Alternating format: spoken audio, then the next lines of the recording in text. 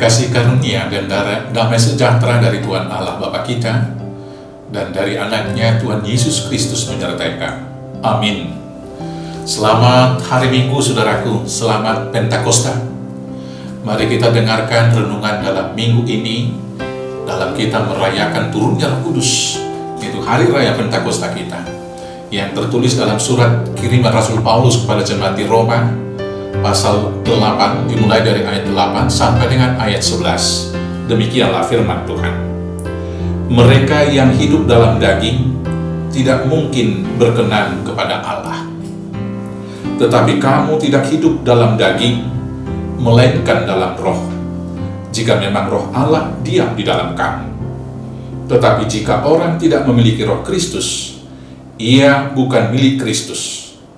Tetapi jika Kristus ada di dalam kamu, maka tubuh memang mati karena dosa, tetapi roh adalah kehidupan oleh karena kebenaran. Dan jika roh Dia yang telah membangkitkan Yesus dari antara orang mati diam di dalam kamu, maka Ia yang telah membangkitkan Kristus dari antara orang mati akan menghidupkan juga tubuhmu yang fana itu oleh rohnya yang diam di dalam kamu. Demikianlah firman Tuhan.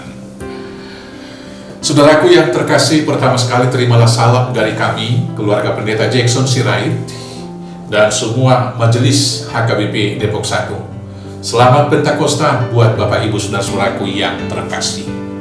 Sebelum sampai kepada perenungan dalam konteks bacaan kita pada hari ini, ada beberapa hal prinsip yang perlu saya sampaikan berkenaan dengan Roh Kudus.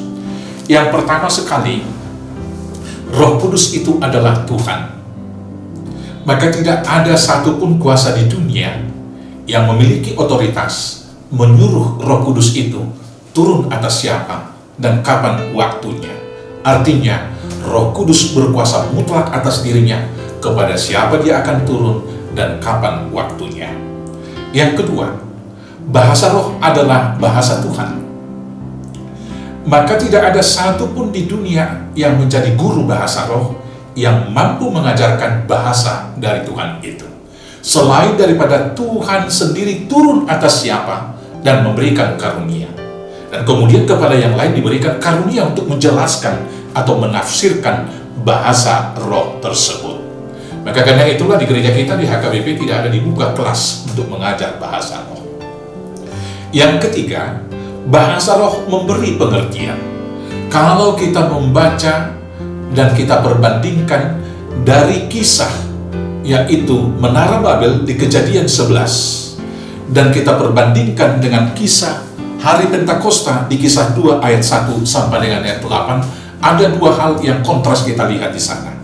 Dalam Kejadian 11 ayat 6 sampai 7, yaitu kisah Menara Babel, di sana Tuhan Allah turun ke bumi, mengacau balaukan bahasa manusia, dan dilanjutkan di ayat 8-nya, mulai dari sana manusia diserahkan ke seluruh bumi. Tapi dalam Kejadian Pentakosta di Kisah Rasul 2 ayat 1 sampai dengan ayat 8, Roh Kudus yang turun atas orang-orang Galilea, yaitu murid-murid Tuhan Yesus yang bersaksi tentang Kristus yang telah hidup itu, dimengerti oleh 18 atau seluruh orang-orang Yahudi yang datang dari berbagai suku bangsa di seluruh dunia. Mereka mengerti dalam bahasa mereka sehari-hari, atau dalam bahasa dari suku bangsa dari mana mereka datang. Maka kesimpulannya, bahasa roh itu memberikan pengertian kepada banyak orang. Yang kemudian saudara-saudaraku yang terkasih, hal prinsip yang berikut adalah, apakah yang menjadi tanda orang yang dia anugerahi Roh Kudus? Karena ada sebagian orang yang mengatakan di HKBP tidak ada Roh Kudus. Kenapa dikatakan demikian? Karena tidak berbahasa roh. Saudara-saudaraku yang terkasih, di dalam 1 Korintus 12 di sana dikatakan ada beberapa karunia.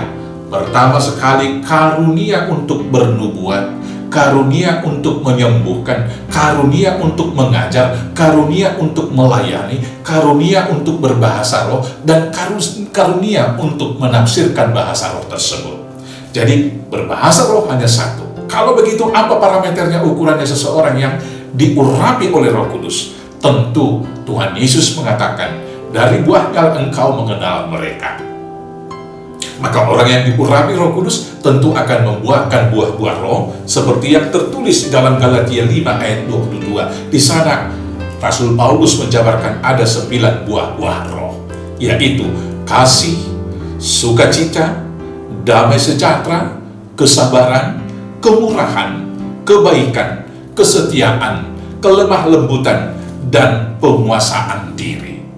Maka bila ini yang kita buahkan, berarti Roh Kudus ada di antara kita. Dan perikop bacaan kita hari ini mengatakan, tubuh jasmani kita memang mati karena dosa, tetapi lebih daripada itu, Roh Kudus yang diam di antara kita akan menghidupkan kita kembali. Maka kemudian kita mau diingatkan, supaya kita juga memperoleh hidup yang kekal, maka kita harus membuka hati kita, supaya Roh Kudus berdiam di sana. Dan ketika tiba saatnya, kita akan mati secara fisik, tetapi kemudian dibangkitkan lagi bersama dengan kebangkitan Kristus untuk menerima kehidupan yang kekal. Saudara-saudaraku yang terkasih, lebih daripada itu, orang yang dihinggapi oleh Roh Kudus, daripadanya akan mengalir air kehidupan.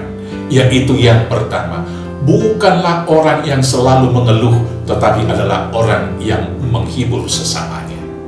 Bukan orang yang berkeluh kesah dan bersedih, tetapi selalu bersuka cita dan bergembira, dan kemudian membagikan kegembiraan itu. Bukan orang yang membawa persoalan dan perselisihan, tetapi adalah pembawa damai sejahtera. Bukan orang yang bersungut-sungut, tetapi orang yang bersyukur dan bersuka cita. Masih banyak lagi buah-buah roh. Karena itu saudaraku yang terkasih, terimalah Roh Kudus. Selamat Pentakosta, selamat bersaksi dalam Yesus Kristus. Tuhan Yesus memberkati. Amin. Terima kasih Bapa yang baik, karena tidak sedetik pun Tuhan meninggalkan kami. Karena ketika Tuhan Yesus naik, Bapa mengutus Roh penghibur, Roh pembimbing, yaitu Roh Kudus menuntun kami dalam kehidupan ini. Maka bimbing, tuntun, urapi, dan tentunya Bapa, beri kami kekuatan yang berlimpah, melakukan segala hal yang baik dan benar dalam kehidupan, agar bila tiba saatnya kami meninggalkan dunia ini, kami juga dibangkitkan bersama dengan Kristus dalam kebangkitannya, dan menjadi pewaris kehidupan yang kekal. Hanya di dalam nama Yesus Kristus, jadilah kehendak-Mu. Amin. Selamat beraktivitas, selamat Pentakosta. Horas, horas, horas.